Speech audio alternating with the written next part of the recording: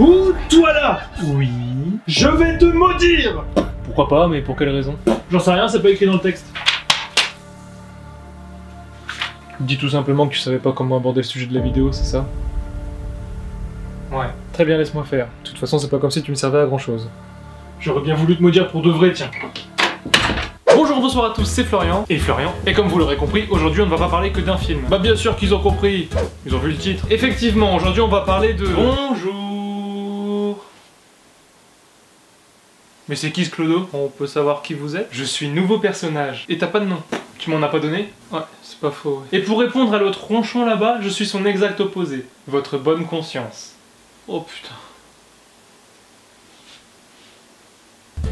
Et ben on n'est pas dans la merde maintenant. Bref, reprenons. Comme vous l'avez compris, le format va s'élargir. En parallèle de celle-ci, je travaille sur une autre vidéo, un autre parlant d'un film qui va traiter d'une série essentiellement, dont un indice se cache dans le décor. Ah bah, je crois que je l'ai trouvé. Bah du coup, ce n'est plus un parlant d'un film, mais plutôt un parlant d'une série. Merci Captain Obvious, c'est là où je voulais en venir. Le format ne va plus se contenter de parler que d'un film, il parlera à la place de cinéma dans sa globalité. Ouais, en gros, tu vas traiter tous les sujets dont t'as envie qui touchent de près ou de loin au cinéma. Oui, c'est ça. Et après, tu dis que t'as pas besoin de moi, gamin. Je sens que vous allez avoir des problèmes avec YouTube. Ne fais plus jamais ça. Et j'ai pas fait exprès. C'est sorti tout seul, gamin. Bref, générique. Jack it up.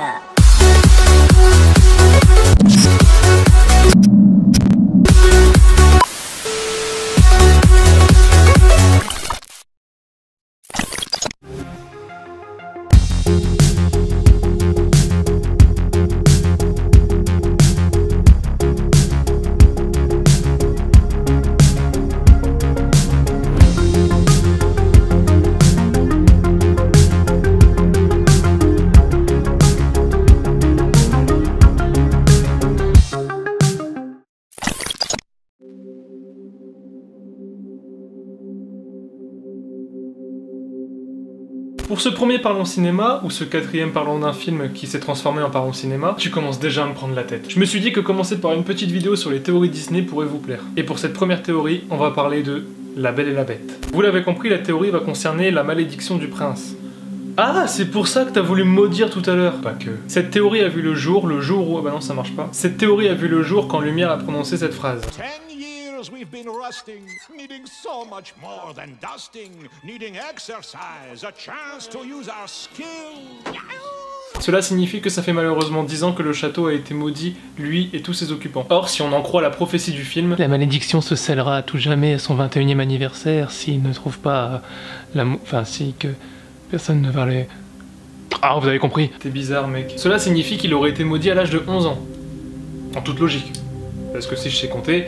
21 plus moins, ça commence bien, 21 moins 10, ça fait 11. Et dans le film, on se situe au moment où le sort est sur le point de... Enfin, la malédiction...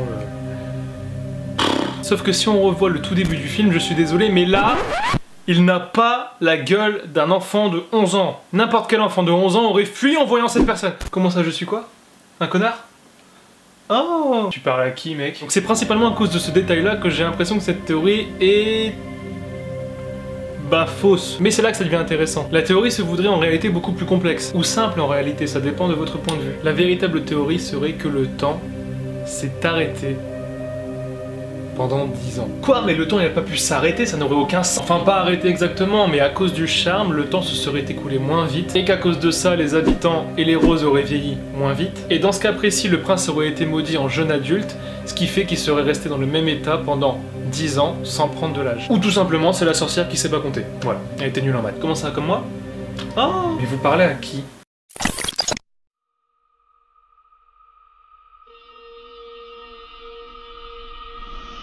Cette deuxième théorie concerne la petite sirène et Peter Pan. Oui, enfin tu viens encore de répéter une fois ce qu'il y avait dans le titre. Cette théorie voudrait que le capitaine Crochet soit le responsable de la mort d'Athéna, la mère de la petite sirène. En effet, Disney a révélé que Athéna, la mère d'Ariel, aurait été tuée par des pirates. Et on a eu la réponse assez vite avec cette scène où l'on peut voir le passé d'Athéna juste au moment où des pirates arrivent pour l'attaquer, elle et son peuple. Et qu'est-ce que c'est que quoi, dis donc. Ah ouais, toi ça s'arrange pas du tout là, t'es en train de perdre la parole en plus. Voilà. Et dans le film Peter Pan, on peut apercevoir une scène avec des sirènes. Quelle étrange coïncidence. Tu viens de te griller tout seul, tu viens de dire que c'était une coïncidence. Mais c'est une façon de parler parce que justement dans ce lagon où la scène se déroule, on peut y apercevoir plusieurs sirènes, dont une qui ressemble énormément beaucoup, trop, tu vas faire tous les adjectifs, follement, extrêmement, excessivement, j'ai un trou, considérablement, à Ariel. Il y avait aussi Je te déteste, mec. prodigieusement, puissamment, et enfin à part les cheveux, elle lui ressemble pas vraiment, hein. Quand tu regardes cette photo là et cette photo là, tu vois bien qu'il y a une différence. Tout simplement parce qu'en réalité il ne s'agit peut-être pas d'Ariel, mais bien d'Athéna, sa mère. Sa mère Athéna, c'est peut-être plus. Ouais. À partir de ce moment là, vous n'avez plus qu'à faire le lien, et dans ce cas là, la théorie... Bah, ça reste une théorie, mais je veux dire, avec ces éléments là, vous pouvez choisir d'y croire ou non. C'est tout.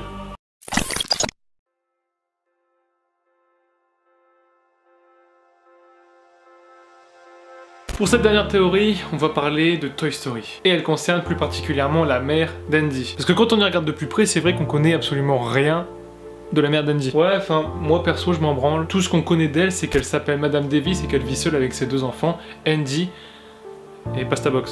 Tu viens de citer une marque, on va encore avoir des problèmes. Il a pas tout à fait tort, tu sais. Attendez, mais t'es qui toi aussi? C'est vrai, merde. C'est qui ces mecs qui apparaissent?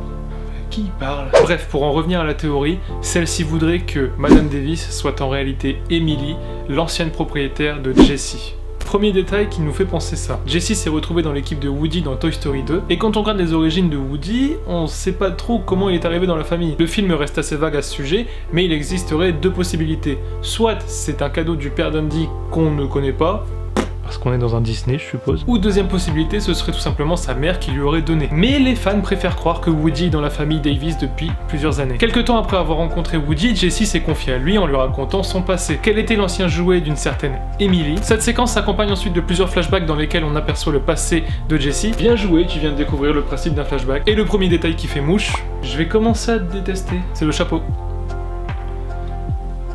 Oui bah merci, tout le monde sait ce que c'est un chapeau. Ah, ça te va bien. Ah tu trouves? Absolument pas. Et donc pour en revenir à ce chapeau, un seul petit détail a retenu mon attention. La petite rainure blanche qui entoure le chapeau a disparu quand Andy le porte, ou quand on voit Andy l'avoir à l'écran. Ce qui me laisse me demander si effectivement le chapeau aurait tout simplement eu pas mal de vécu et puis la rainure aurait disparu. Puis avec la vieillesse et ce genre de choses, certaines choses auraient disparu, et on en reparlera dans 40 ans. Mais il est vrai qu'en réalité les deux chapeaux ne pourraient en être qu'un seul, car c'est bien un chapeau similaire à Jessie qu'Andy porte, et non à Woody. Et enfin on sait qu'Emily a abandonné Jessie quand elle était adulte. Et la silhouette des deux femmes se ressemble étrangement, elles ont à peu près la même carrure, et leur coupe de cheveux est similaire. Et ensuite le carton dans lequel Jessie est abandonnée est beaucoup trop petit pour contenir le fameux chapeau d'Andy, ce qui laisse à croire que Emily l'aurait gardé et l'aurait ensuite légué à son fils, Andy. Et t'as oublié de préciser qu'on ne connaît ni le prénom de Madame Davis ni le nom de famille d'Emily. Maintenant la réelle question est, est-ce que vous y croyez? Je sais pas pourquoi, mais quelque chose me dit qu'ils peuvent pas répondre.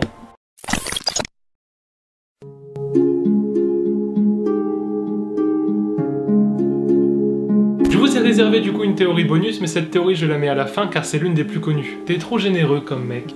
Cette théorie concerne Wall-E, et elle est pas très jolie.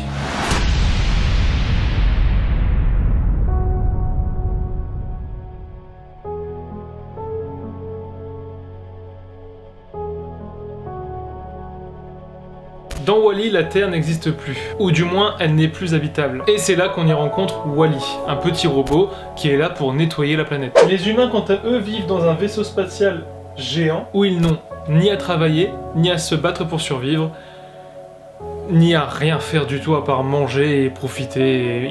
Il marche même plus en fait, c'est pour vous dire. Le vaisseau est donc considéré comme une sorte de paradis artificiel qui existe bel et bien, à la seule différence que là, ils sont habillés. Et merde! Et dans le courant de l'histoire, Wall-E a rencontré Eve, une jeune robot venue sur Terre pour essayer de déceler toute forme de vie qu'elle pourrait trouver. Et c'est là que Wall-E lui donnera une plante, sûrement la seule qui existe sur Terre, qui montre que du coup toute vie n'est pas perdue. Et dans la Genèse, le serpent, qui symbolise Satan, donne à Eve le fruit défendu. Et cette fameuse plante que Wall-E a donnée à Eve finira entre les mains du capitaine du vaisseau. À partir de ce moment-là, Otto, le pilote automatique du vaisseau, et il porte bien son nom. Oui, c'est normal, c'est fait exprès. Ah. Va tout faire pour détruire la plante afin qu'aucun humain ne retourne sur Terre. Dans cette théorie, Otto symboliserait Dieu, car il tente de garder son emprise sur les êtres humains en les laissant dans l'ignorance. Et maintenant, vous n'avez plus qu'à faire le rapprochement. On a Wall-E qui symbolise le Satan serpent, ça n'a aucun sens. Qui donne un objet, une plante en parallèle de la pomme, à une femme qui s'appelle Eve dans les deux versions, et une entité protectrice qui s'appelle Otto et qui symboliserait Dieu, qui tente d'empêcher que la plante arrive à destination. Et à la suite de ça, les humains retourneront sur Terre pour découvrir ce qui fait l'essence de l'humanité, le travail, la guerre, la souffrance, le sang, et accessoirement la vie en société, le fait de pouvoir marcher, ou l'art, Mais qu'est-ce que j'ai dit? Et tout est bien qui finit bien. Enfin, ça dépend le point de vue.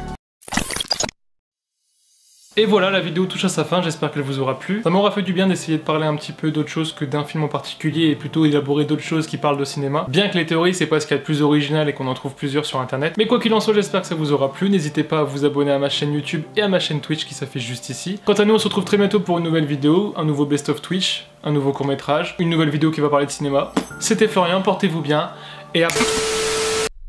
Hostile forces detected. Arming raid defenses.